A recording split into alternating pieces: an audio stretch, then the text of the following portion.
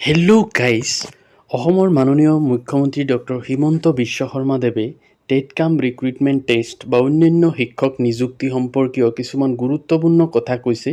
লগতে আৰু কিছুমান অন্যান্য গুৰুত্বপূৰ্ণ বিষয় তেওঁ উল্লেখ কৰিছে। তো সেইবিলাক আপোনালোকে এই ভিডিঅ'ত চাব পাৰিব। তো শেষলৈকে ভিডিঅ'টো ভালকৈ চাব। ডিজিপি মহোদয়ে জনাইছে যে পুলিচৰ ৰিক্ৰুটমেণ্টৰো যি দৌৰৰ ফিজিকেল টেষ্ট বা দৌৰ আদি কৰিব লাগে, তাৰ আৰম্ভণি আজিৰ পৰা আৰম্ভণি হৈছে আৰু নিৰ্দিষ্ট সময়ৰ ভিতৰত তেওঁলোকে এই কাম সমাপন কৰিব।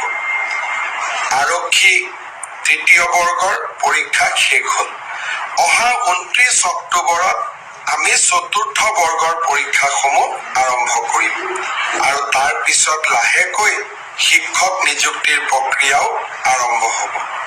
মই এডিআৰই তৃতীয় বৰ্গৰ পৰীক্ষা ইমান সুন্দৰকৈ সফল হ'ল, তাৰ বাবে এডিআৰই পৰীক্ষাৰ লগত জড়িত আটাইকে মই ধন্যবাদ আৰু কৃতজ্ঞতা জনাইছো। প্ৰথমটো পৰীক্ষাৰ এনচাৰ কিউ আহিলে প্ৰায় 80,000 ল'ৰা ছোৱালীয়ে OMR চিটটো সেৱাক আবেদন কৰি সংগ্ৰহ কৰিলে। প্ৰথম পৰীক্ষাৰ OMR চিট যদি আপোনালোকে বিচাৰে, সেৱাক আপোনালোকে আবেদন কৰিলে এদিনৰ ভিতৰতে এই OMR সমূহ আপোনালোকে পাব পাৰিব। এতিয়া মোক বহুতে প্ৰশ্ন কৰিছে যে দ্বিতীয়টো পৰীক্ষাৰ এনচাৰ কি কেতিয়া আপলোড কৰা হ'ব। মই সেৱাক ইতিমধ্যে কৈছো যে দুৰ্গা পূজাৰ আগতে শেহতীয়াকৈ হৈ যোৱা দুইটা পৰীক্ষাৰে যাতে এনচাৰ কি আমি আপলোড কৰি দিওঁ আৰু লাহে কৰি শেহতীয়াকৈ হৈ যোৱা দুইটা পৰীক্ষাৰে OMR চিটসমূহ যাতে পাব পৰাৰ ব্যৱস্থা আমি কৰি দিওঁ। স্বচ্ছতাক লৈ আমি গোটেই ব্যৱস্থাটো এটা নতুন দিগন্তলৈ লৈ গলো।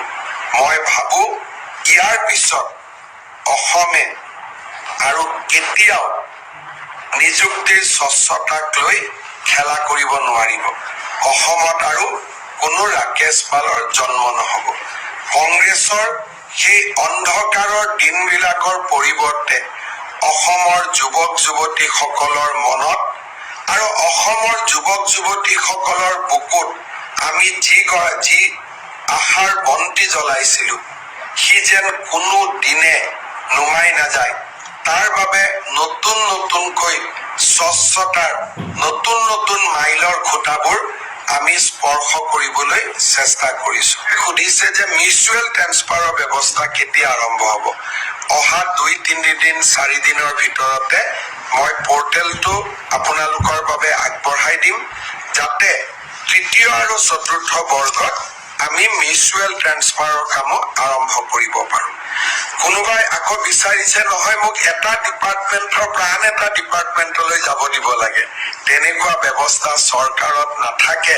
আপোনালোকক মই জনাই দিম কেতিয়া এনচাৰ কি আপলোড কৰিব শেহতীয়া এডিআৰই পৰীক্ষাৰ, আৰু OMR চিটটো আপোনালোকে কেতিয়া ল'ব পাৰিব।